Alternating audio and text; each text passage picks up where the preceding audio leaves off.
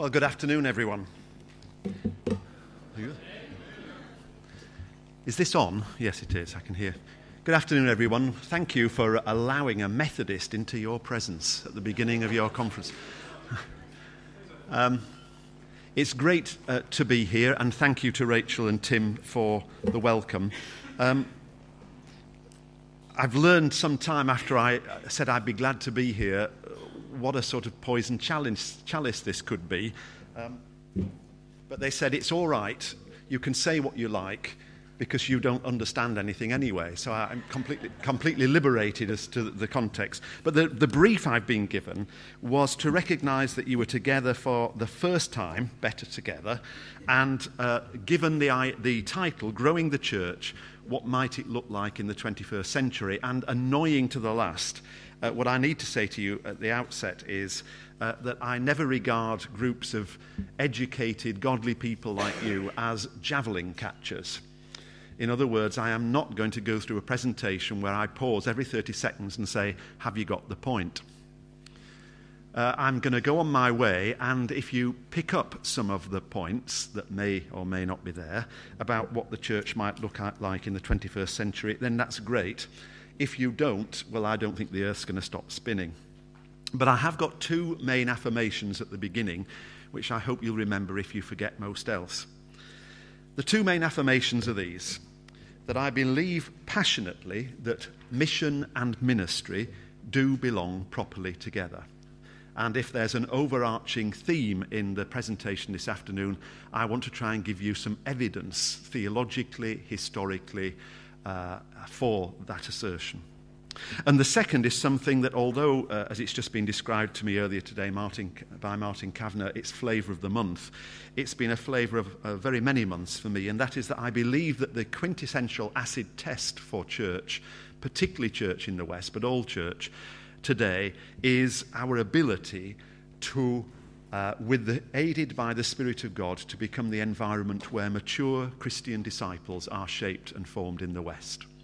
And whether or not we're talking about new ways of being church, or fresh expressions, or versions, the many versions of what's loosely called inherited church, it seems to me that the goalposts are the same. Does this ecclesial community demonstrate the ability to enable mature disciples of Jesus Christ to be made today? So they're the two assertions. To give you an idea of the outline, which I think is very simple, though there are one or two technical bits where a postprandial sort of sleep might benefit everybody. There are four main areas, and I'm using growth as the sort of meta theme: growth in size, growth in breadth, growth in depth, and growth in height. And some concluding comments that will be very brief, because the points I want to make without javelin catching are somewhere in the first four. Let's spend a moment looking at growth in size. Certainly in my own evangelical tradition, and I don't think it's just a male thing, we've been obsessed with church size for the last 40 years. I cut my teeth on church growth theories in the late 70s and early 80s. I ought to say, just for a word, I did my PhD under the supervision of Kenneth Stevenson, and for those particularly who are interested in ministry, I did it in liturgical and historical theology. But for the last 20 years, I find myself teaching, lecturing, researching, writing in mission and evangelism. So when I started to read church growth theory, the thing I noticed straight away is that it emerged out of a mission context. Don McGavran, Wilson Pickett, he's a singer, Tippett. They were missionaries on various mission fields who began to see how people who were not historically Christian were Christianized, and some of the basic rudiments of what McGavran took then to California, and what, anointed by early renewal movements, people like C. Peter Wagner took forward. But the big bane, I guess, of church growth theory, which almost caused its complete demise in the late 80s, early 90s, was that great wrangle, for those of you who know anything about this, about the HUP, the homogeneous unit principle. The thing that actually McGavran made much less of than we tend to think he did, but was the notion that people like to become Christians, particularly in organised congregations, with the least kind of distance and movement culturally and linguistically as they can.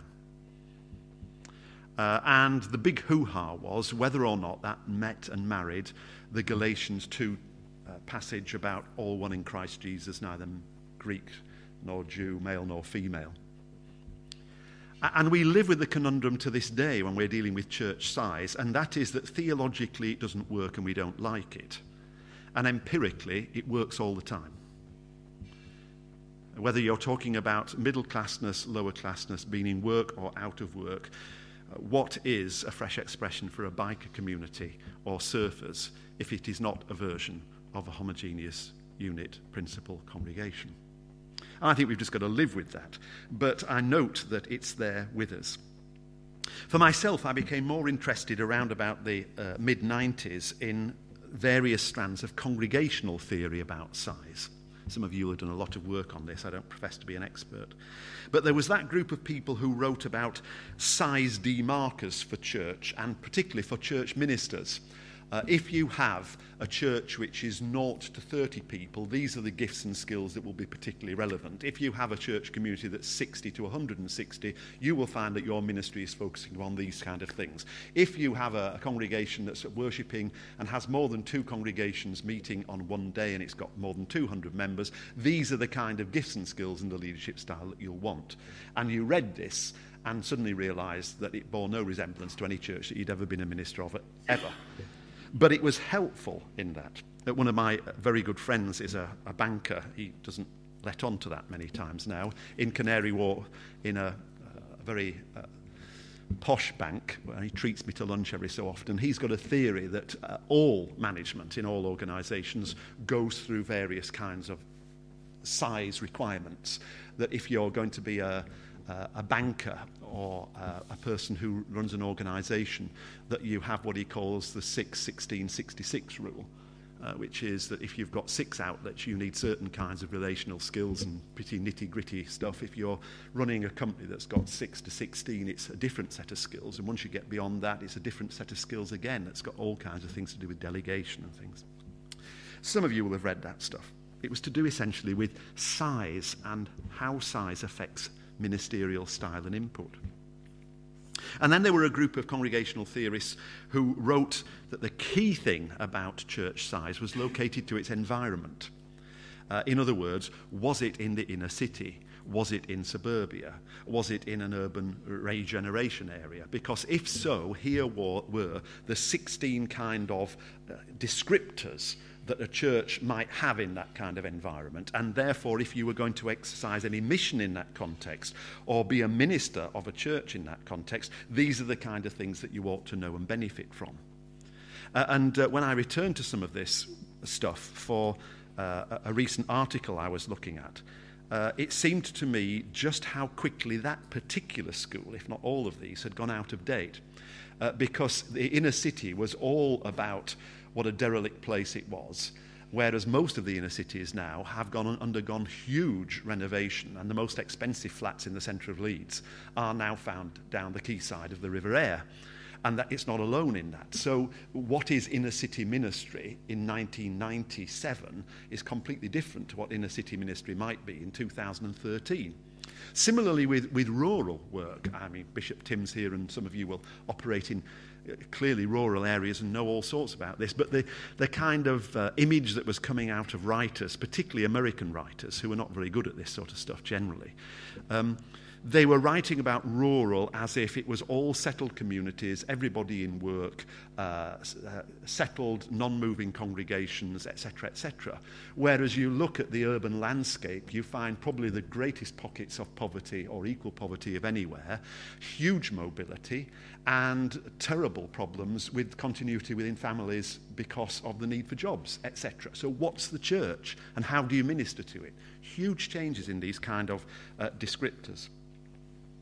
And then there were those, I promise you I'll get on to some other things for those that don't like this. There were those people who talked about growth in the church being related mostly to links with the community. I can point you to writers if anybody is interested in any of these subgroups. But was it a church that people travelled to, or was it a church that articulated where people lived?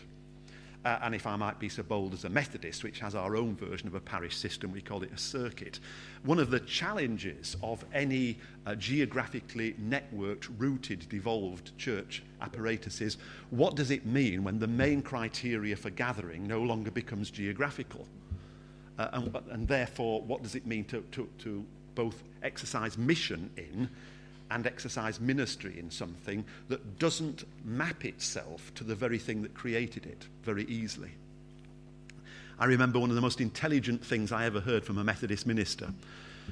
It's so unusual that I remember it. I said to him, how many people live in your neighbourhood? And he said, what time of day? I said, how do you mean? He said, well, at 4 o'clock in the morning, about 17,000. At any time any reasonable person is up, somewhere between 4.5 and 6. That's a huge impact on what mission and what ministry is. And then there are those people who I confess I like best, who talked about history and culture and birth story in congregations. I like it because it's romantic. But I remember a conversion experience I had one a week, and the conversion experience that week was reading James Hopewell's book, Congregation, in the late 80s, where he sort of answered a conundrum for me about size and about mission and about ministry, because he, and this is the sort of Atkins anglicised version of doing this, he said, do you want to know why in a town, let's call it Sodbury-under-Sludge, in a town that there are two churches, one at one end of a road and one at the other end of the road. They were formed within 20 years of each other. They share the same minister. They obviously pull from the same geographic socio-economic area. The children who do attend all go to the same schools. The parents live in the same area. Because they're of the same denomination, they use the same prayer book and the same hymn book. And they're as different as chalk and cheese. Why is that? And it was Hopewell that basically said, because you've got to listen to the narrative that the congregation tells about itself. Who do you think you are? Why do you think you are here? Who is here with you, and how do you relate to them? In other words, congregations that we minister in have characters and personalities. I don't mean characters individually. We know we've all got characters in our churches. But I mean the body politic has a character, which has an amazing resilience to be able to sort of transmute itself even through new generations of new people.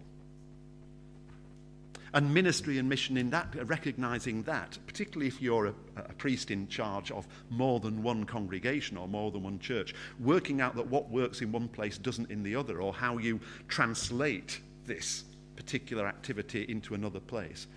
That's precisely what Hopewell was talking about. And then there's denominational activity. Well, we all know that's not too easy, but it's often used sometimes as a criteria of growth. You know, ex-churches belonging to the Baptist Union are growing, the Salvation Army and Methodist churches are declining. QED, Methodism is declining, and QED, the Baptist Union churches, are thriving. Whereas, in fact, what we all know is that denominational identifiers, which were very, very powerful in the late Victorian era, are becoming more or less and less important for more and more people. It's often said, for instance, in my own Methodist church, that half of the Methodist church doesn't know that John Wesley lived, and the other half doesn't know he's dead yet. And so increasingly when we're talking about church growth, people don't look to the historic traits of our denominations. What they look at is newer trans-denominational or even post-denominational identifiers, like what is the worship style? Do you use a hymn book or do you look at a screen? What does the priest leading the parish communion wear or not wear, depending on what perspective you come at it? These are, if you like, the trans-denominational markers which identify who you are and what you are. All these things have been identified as means of, of growth in size of the church. You pays your money, you takes your choice. The story is not complete unless I happen to mention that healthy church theories from around about the end of the 90s and the beginning of the noughties, particularly things like Christian Schwartz natural church development, began to recast the old size church growth movement stuff in a new way. Now it was no longer what I call arithmetic methods of church evaluation of size, such as addition, subtraction, multiplication, etc. It was now those markers of health. And the particular thing which was actually very helpful, where you were asked to look at through a kind of audit of a congregation, which is the least healthy aspect of a rounded constituency. That's the thing to work on. And it worked very well for us, and I'm not here to criticise or laud it. I just simply note that when I actually tried this out with a bunch of managers one time, some training that I do for the Windsor School of Leadership, when I was talking to them about this, they just rolled their eyes and said, "That's pathetic." He said, "No wonder the church is going down the tube." He said, "We all know that if you have a leader, a priest," they said, "if you have a leader who's good at something and not good at something, they can spend 5 years getting a bit better at the thing that they're not very good at, and in a year can double the effectiveness of something that they're very good at. So why are you asking them to do things they're not good at?" I'll come to that later on. But there was healthy church, and now there's talk of mixed economy and mixed ecology. My observation is that actually we've been talking about it coming so long, we haven't recognised it's happening and happening inevitably and completely among us, and was even as we started to cast the term. So, the question, I guess, at the end of that is, when we think of the word congregation, what comes into our head is changing all the time.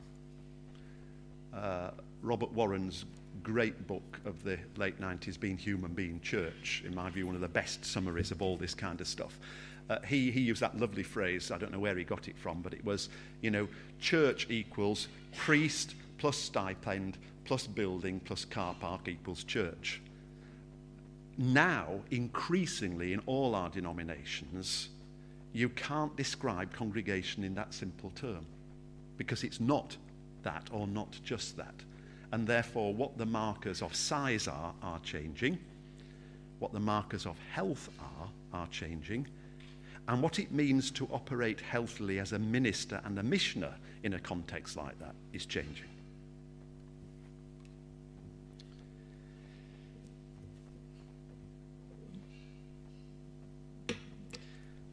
The bankruptcy of mission-shaped church, if I can use the phrase in the starkest terms, is pretty evident when you think about it. I mean, how does a community which is mission-shaped, in the sense that all it does all the time is to seek to bring more and more people into its midst, is a self-fulfilling prophecy of doom? Because the question is, what do you do when you get there, and is it technically possible that the first and only thing that you enlist those people to do is to get more people to join them? It's kind of like a polo mint church, there's nothing much in the middle. Other things pertain. I suggest that what pertains through Christian history, and even now in all forms of emerging churches and traditional and historic church congregations, is a partnership of missional and ministry factors working together for good. That's growth in size. Growth in breadth. I want to mention several things here, and this is the fourth of this talk that I'm least happy with, because it does seem to me to be a sort of dog's breakfast of a person that's come hot foot from 12 days of conference. But I'll try and bring it together in some kind of coherence. What would it mean to talk about growth coming through breadth? Several things. First of all, I note that for your denomination and mine and several others, there's a breadth emerging in ministry, which is coming through the increasing professionalisation of many of our churches. If I can use the Methodist Church, because I know it best, as my own litmus paper test. If you go back just 12 years to to the turn of the millennium, then we reckon that only about 6% of Methodist churches had more than one member of staff working in conjunction with a particular congregation. Even for us, with a very stark view of devolved ministry through the conference, saying you will serve there and you will serve there, that is now gone up to almost 30%. In other words, we've seen a proliferation, which may even be coming back to haunt us as I speak. We've seen a proliferation of youth workers, family workers, estate workers, church administrators, etc., etc., etc. And what does that mean for the person who's engaging in ministry in that place? Well, unless you're very different, what it means is that I hear more and more stories of people who went through our historic processes of ministerial training and formation, for which they are deeply grateful and usually very enamoured. They look back on that as wonderful time, wonderful colleagueship, deep learning, a gratitude to the church for a time apart, for those processes of theological reflection that we rightly herald so much. And then they look back and they say, but no one told me that I'd have to be. And then they reel off all the things that actually you've got to be on a Tuesday morning to run a contemporary church. Now, I think it was ever thus, but I think it's becoming more stark that the professionalisation of ministry that we're all dealing with is beginning to ask severe questions of what it means to be not just a pastor or a minister, but a team leader or a line manager or a person who is giving leadership in an environment that's not simply the kind of age-old paternalism of a priest and people seen in all the late 19th century books. And what does that mean for ministerial training and formation? What comes first and what comes after? What's continuing development, and at what point do you put which bits to best effect? Should we have a kite mark for all ministry, that basically you don't get sent anywhere else until you've had a refresher course, and the refresher course is something as absurdly boring as what the Charity Act said last year about various forms of trusteeship? Now there's something for the parish council. And lurking behind that is something much bigger, I think, and that is the profound change between how clergy and how laity understand themselves to be. You see, I have both my parents still living. I'm hoping that if I get out of here fast enough, still intact, then I'll call on them on the way home to Chesterfield. They've been Methodist members since their 30s, and my father's 91. And we've done a really good job in schooling them to be wonderful laity. One of my friends rather cynically says, the role of the modern lay person is to turn up, pay up, and shut up. My mother is less like that by inclination than anybody I know, but I know what he means. My mother was raised and my father was raised in the wake of, serving in World War II.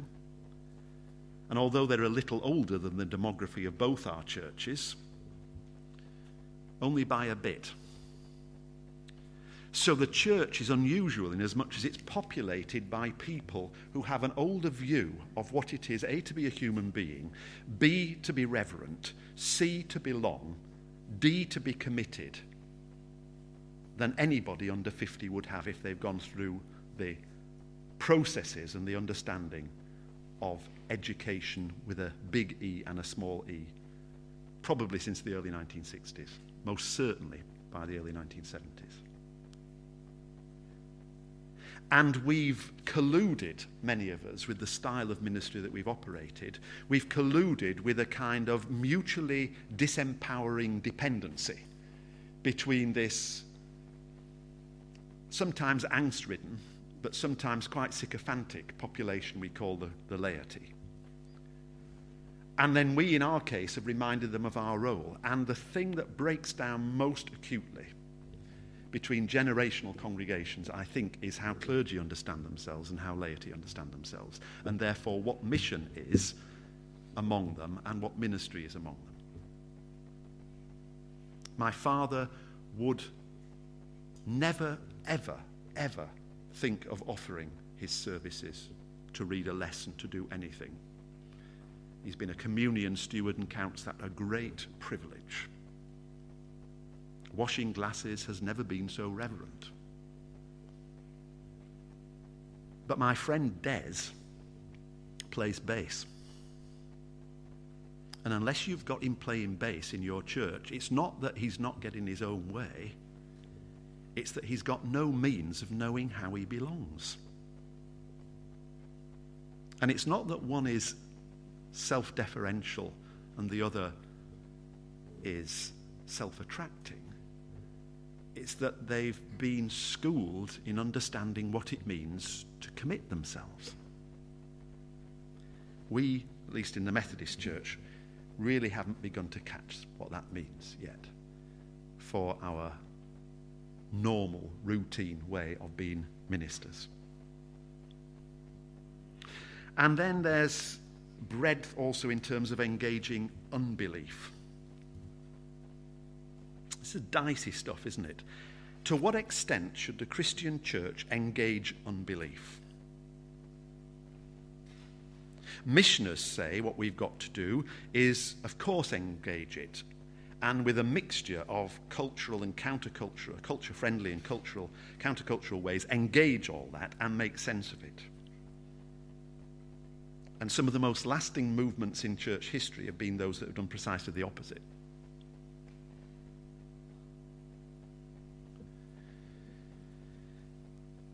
Just recently, in the last 3 months, an American youth organization did a huge poll. It's online if you want to go look at it.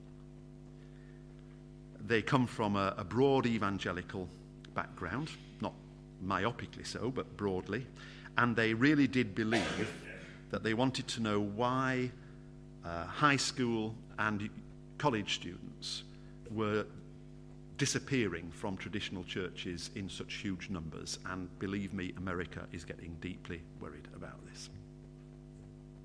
20 years too late, but they are. And so they were absolutely certain, in the way that you always hire a lawyer who's going to tell you what you want to do anyway. They were deeply certain that when they contracted this company, when they got back the results, it would basically say far more resources of the church need to be spent on youth work, among young adults, and there's a desperate need for more youth workers and chaplains in universities. And the researchers did their research, which was a quite sizable poll of something like 17,000 students, which is quite large. And they did the summary executive report back to the contracting organisations. There were 2 or 3 of them, and they said, you want to know why these people don't come to your historic churches? They said, yes. They said, number 1, they are perceived as anti-gay. Number 2, you're perceived as anti-poor. And number 3, you're perceived as being misogynist. What does a church do? Now, there's another side to all that, of course, the old adage about marrying the spirit of the age and fast becoming a widow. But you've got in mission and ministry one of those slippery things, and again, I'm always at this, throughout the whole of this, necessarily making rather starker stereotypes than is the case. I recognise that. But those committed to mission seem to me to be innately pragmatic. They need those who will remind them of the tradition. And those who stand in the tradition need reminding how dynamic the tradition in which they stand really is. So I read again just recently, not for the purposes of this, just because I always like reading novels, among other things, Amishad Ghosh's great post-colonial novel about Burma and India and Malaysia called The Glass Palace. I've read it twice. I've read very few books twice. I finished it on Sunday night, and this talk was in my head. So near the end of the book, which is set in 1996, one of the characters, Jaya, accidentally comes across a photograph in a gallery, the photograph of her great-aunt Uma as a young woman. And I was really struck by this passage, and I'm not going to do the javelin throwing at the end of it. Uma was wearing a plain, light-coloured sari with an embroidered border. The end was draped shawl-like over her head. Her eyes were large and long-lashed, her face generous but also strong. Jaya remembered it well from her childhood. The gallery owner interrupted these reflections. "I take it you know this picture," she said. "Yes. The woman in the middle was my great-aunt. Her name was Uma Day." And then Jaya noticed a detail. "Look," she said. "Look how she's wearing her sari." The gallery owner leaned over to examine the print. "I don't see anything unusual in it. It's how everyone wears it." "Actually," said Jaya, "Uma Day was one of the first women in India to wear a sari in this particular way, because it was first invented by a man, and she chose not to wear it like that." "Which way?" "The way I'm wearing mine, for example. The way you're wearing yours." The woman frowned. "This is how saris have always been worn," she said, matter-of-factly. "Saris are a very ancient garment." "Yes, they are," said Jaya quietly, "but not the ways of wearing them."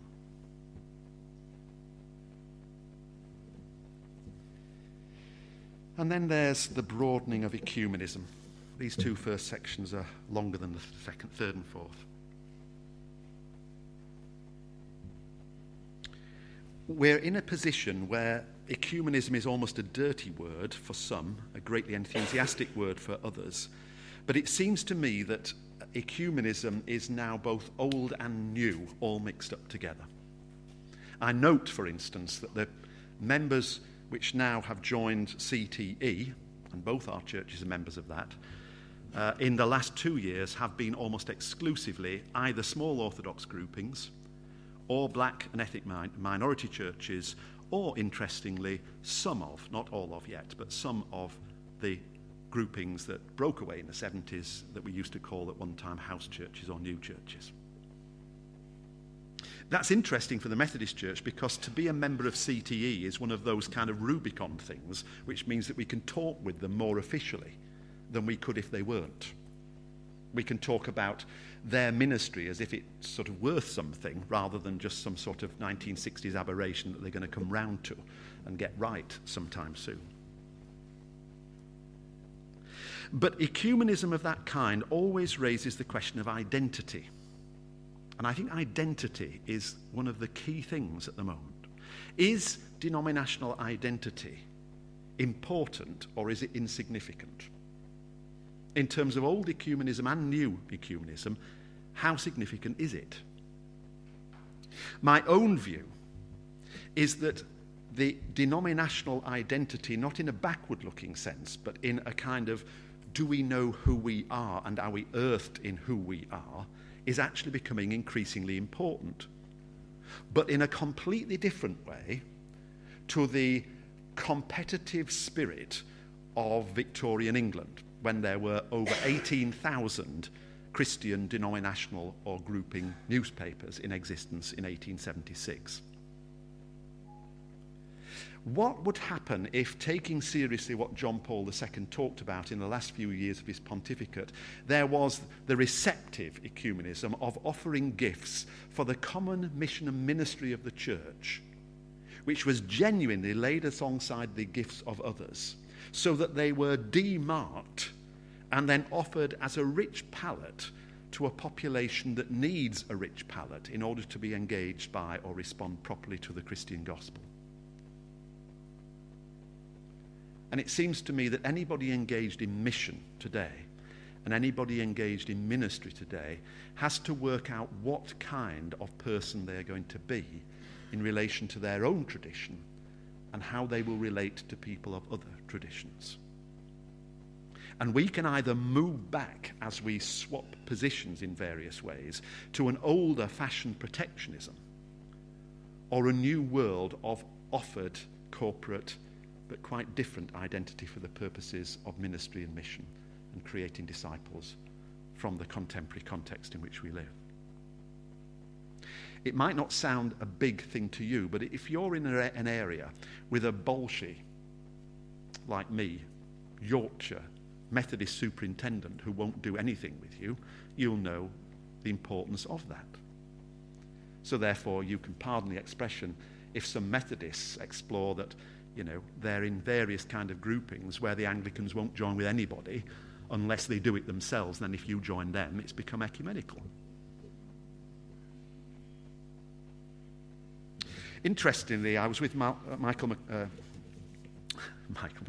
I've got all sorts of pop idols in my head this afternoon. I was with Brian McLaren a few weeks ago in America, and we were talking, and he said this. I just pass it on. I think he's put it on his blog. He said, there is a sea change going on for Protestants, particularly about their identity. And again, it's vastly overdone, but it goes something like this. Traditional Protestant identity was, who or what are we protesting against? Why are we Protestants? How are we structured in order that our protest takes shape? Our polity. Even our name, we're Baptists because. What makes us superior to the others?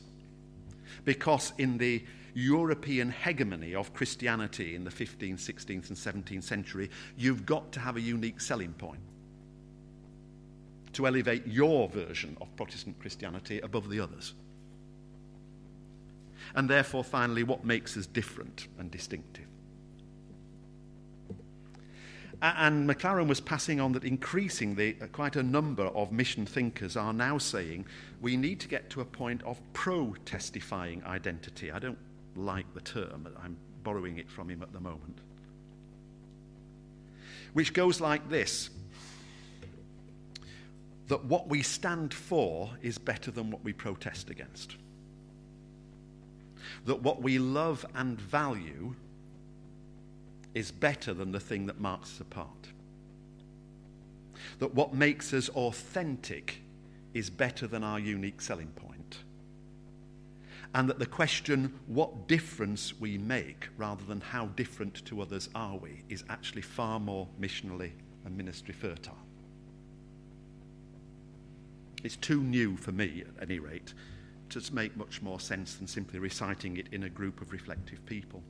But it does seem that such changes in partnerships, in ecumenism, in the nature of laity, in the challenges of mission and ministry, those things are going to become ever central to the agenda of how we operate in the 21st century.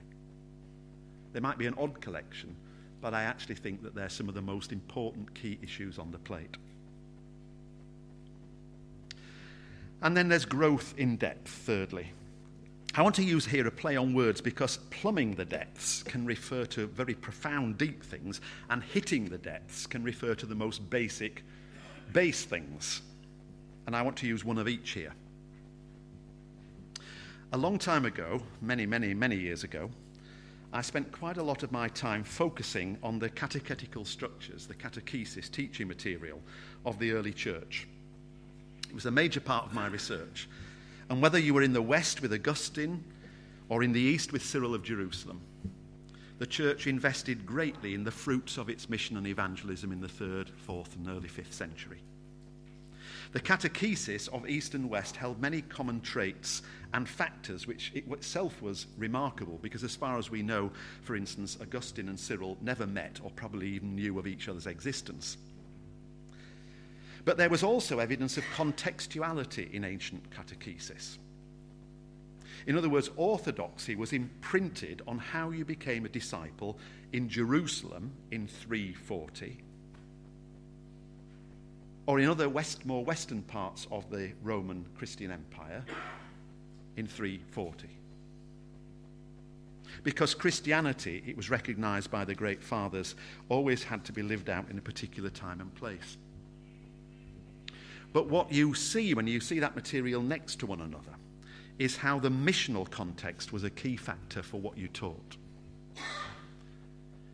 Alan Kreider noted in a text some years ago how as the success of the Christian mission resulted in a growing church and the increasing Christianization of a late Roman Empire, so the nature of the teaching relating to be baptized and being catechized changed nature. Now, we, in the 21st century, stand firmly on the other end of a multi-century long tradition. We stand post-Reformation and post-Enlightenment. We are, in many respects, in a post-Christendom context. We can't go back to how it was before. The advent of Christendom, Crusades, Reformation and Enlightenment don't enable us to unbecome what we are.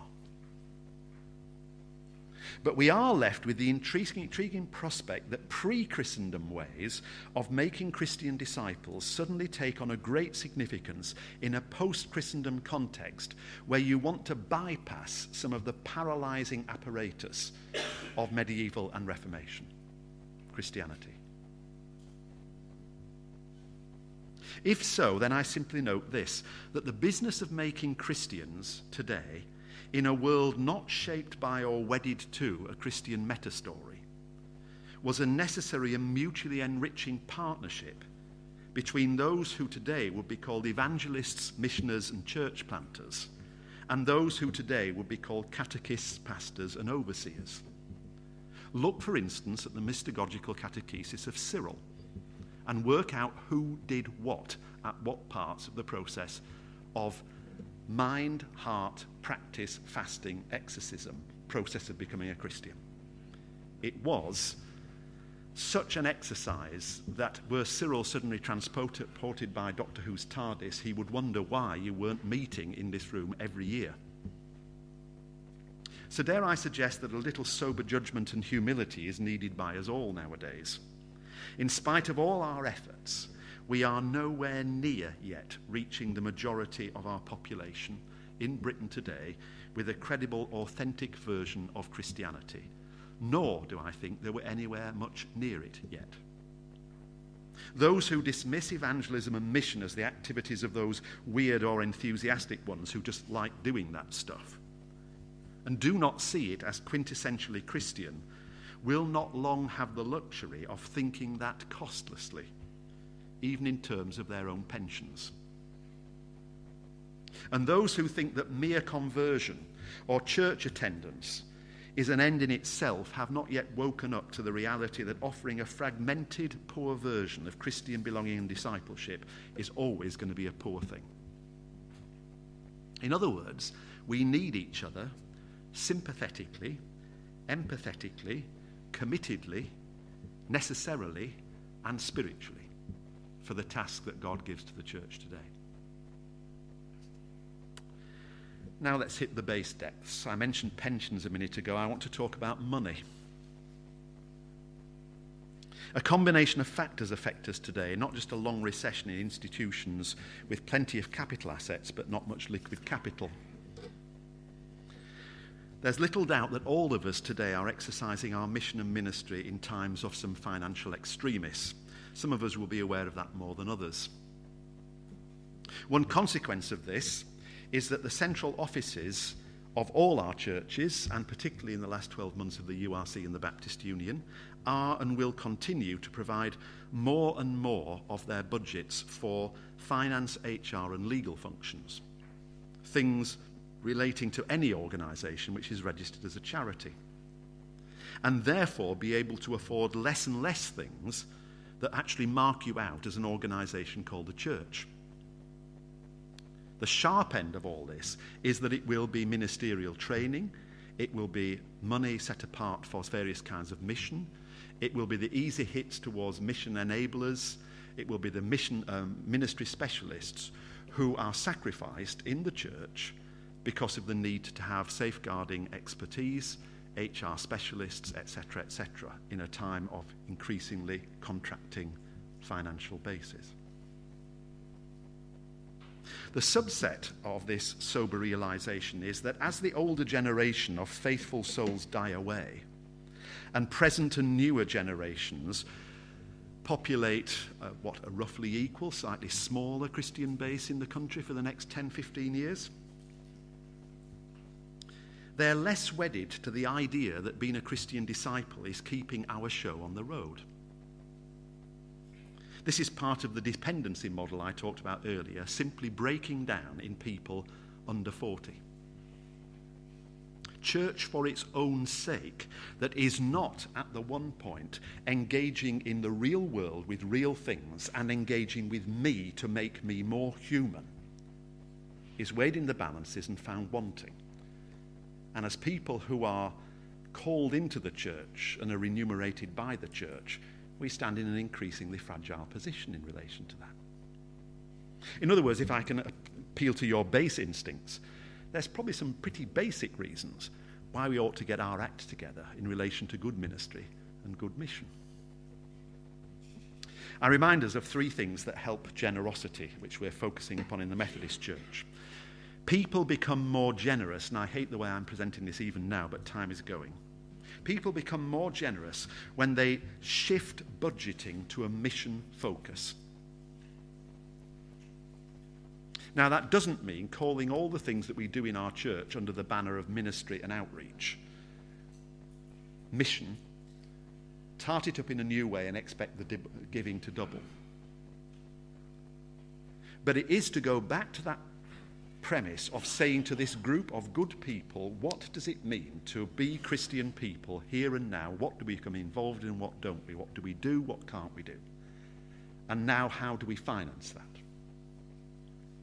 And where that's been practiced in the world, particularly in Australia, parts of Oceania, it has had a marked effect in terms of focusing the mission and the ministry of the church around things which are not implanted, but emerge. And what's interesting is that you begin to describe the things that you've always done in newer terms and rediscover why you do them. Congregations get a clear sense of future, mission, purpose, identity. The second thing I note is that churches who are doing this develop a language to talk about money. And it's very complex and contextual because older generations, who largely populate many of our churches, tend to think that money talk is effectively talk about privacy and personal. What I do with my money is my business. Whereas, interestingly, those under 35 generally come at money talk as if it's profoundly public and pragmatic. And therefore, how a church in its ministry and its mission goes about money talk that releases the resources will be different generationally on how you actually tackle that.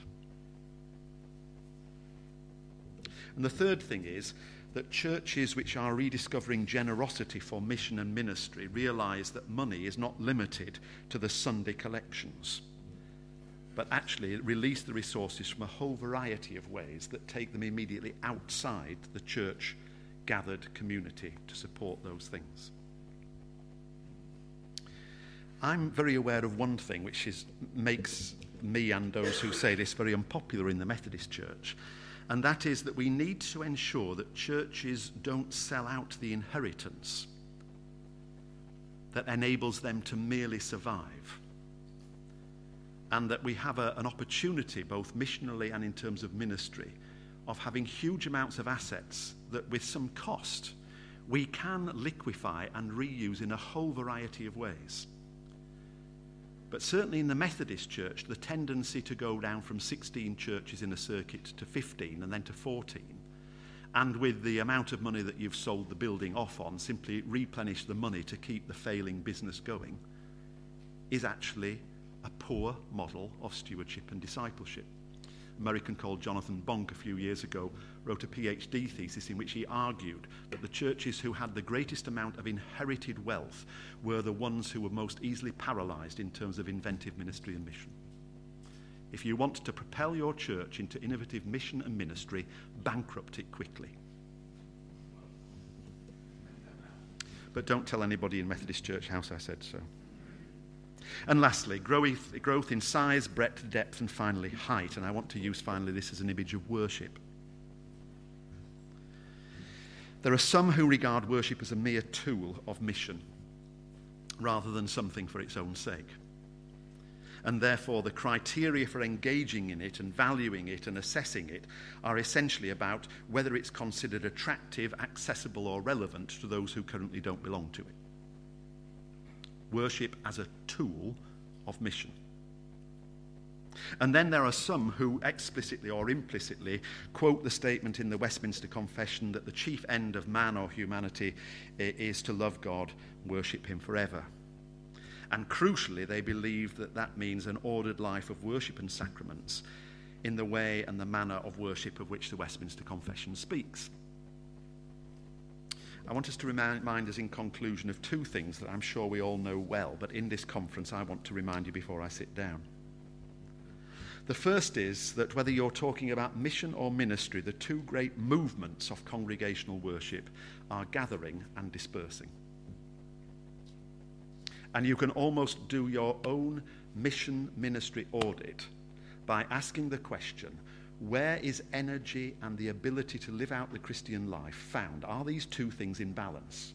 Because one of the things that we do know, repeated around the world, is that when a church congregation begins to spend more and more time, energy and resource on its gathering, it is in decline even if the number of people who belong to it is growing. Because the whole pattern through Christian history is that the church is the place that gathers around the table, around the font, around the word, around the godly life shared together in order to be dispersed to be Christ where you are. And the churches that find life through ministry and mission are where those two things nourish and facilitate each other in balance. Get one out of balance, you finish up with the polo mint. Get the other out of balance, you finish up with a holy huddle, who is enormously helpful to the people who belong to it, but not much good to anything beyond that.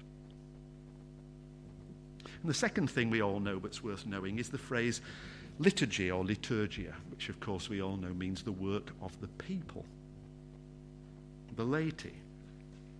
Now more than ever, we need to work hard and think hard about worship and mission, gathering and dispersing, enable the discipleship of people, not just those who belong to us, but those who could. My observation is that this key work can only be properly undertaken by those committed to both mission and ministry, listening to one another, laying before God and each other their loves and fears and skills, and working together to build congregations in healthy balances of gathering and dispersing communities.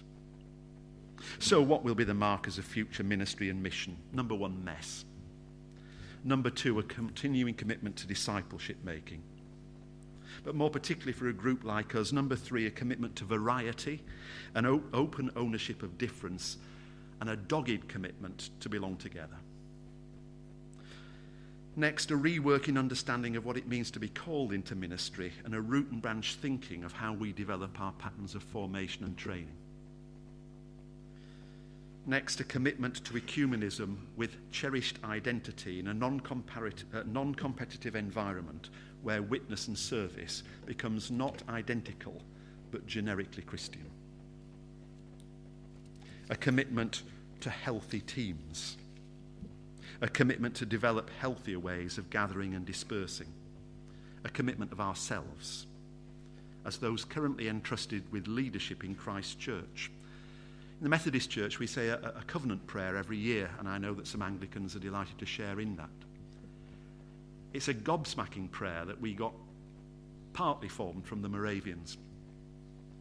But in that, each person, each disciple, including each minister, is invited to say, your will be done in all things.